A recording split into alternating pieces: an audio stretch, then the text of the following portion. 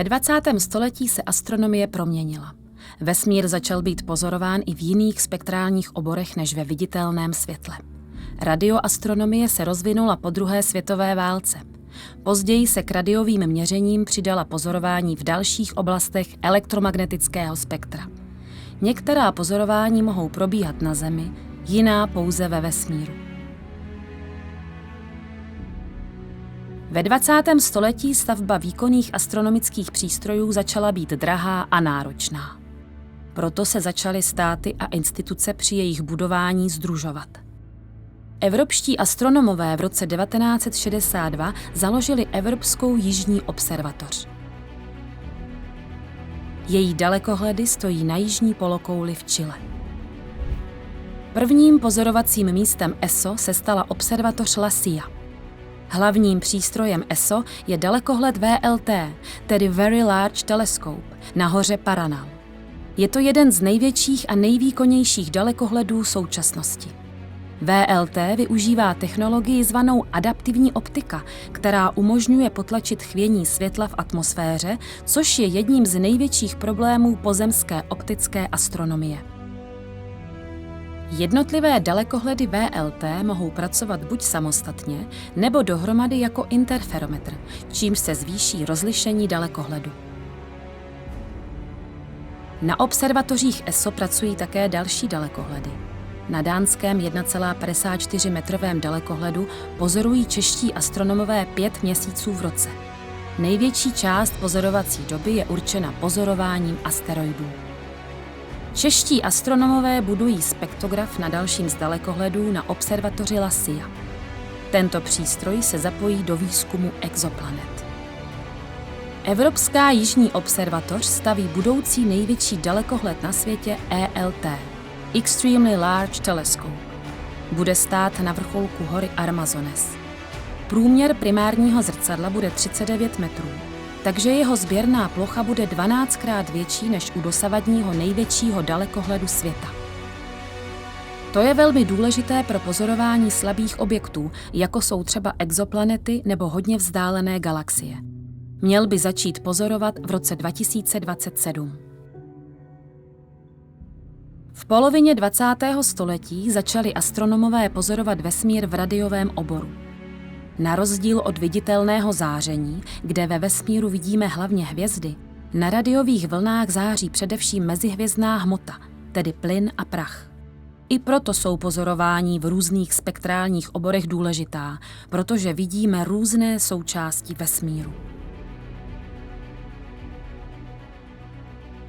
Radioteleskop ALMA, Atacama Large Millimeter Submillimeter Array, největší astronomický projekt na světě, se skládá ze 66 antén, které stojí a občas se pohybují v poušti Atacama, vysoko v chilských Andách.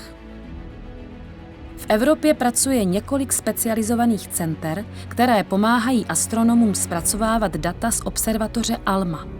Jedno z nich je v České republice, na Astronomickém ústavu Akademie věd České republiky. Specialitou Českého uzlu jsou pozorování Slunce pomocí radioteleskopu ALMA. Vědci se zabývají vývojem softwaru pro taková pozorování a zpracováním naměřených dat. Elektromagnetické záření s vlnovou délkou kratší než ultrafialové záření neprochází zemskou atmosférou.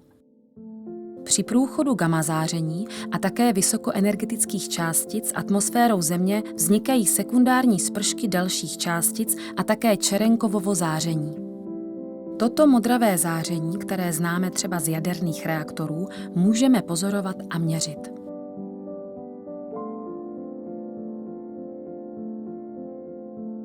Přístroj CTA, Cherenkov Telescope Array, bude největší přístroj na měření gamma záření přicházejícího z vesmíru.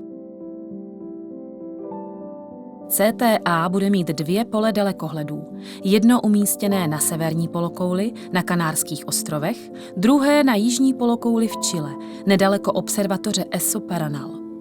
Díky tomu budeme moci pozorovat celou oblohu.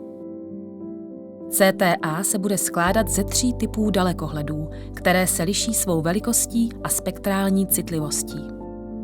Fyzikální ústav AVČR a další partneři jsou zapojení do vývoje dalekohledů pro CTA. 2 tyto dalekohledy se testují na observatoři Astronomického ústavu Akademie věd v Ondřejově.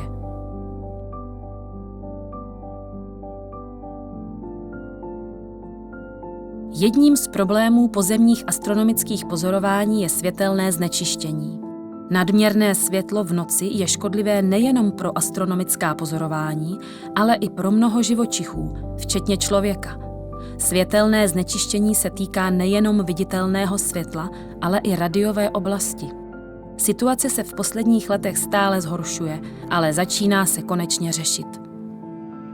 Astronomové světelnému znečištění tradičně čelí stavbou dalekohledů daleko od civilizace.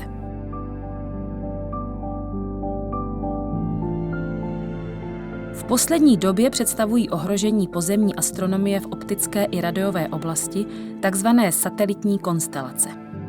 Astronomové doufají, že se podaří domluvit s provozovateli těchto sítí a že se na mezinárodní úrovni nastaví podmínky pro jejich provoz tak, abychom vedle sebe mohli pracovat všichni.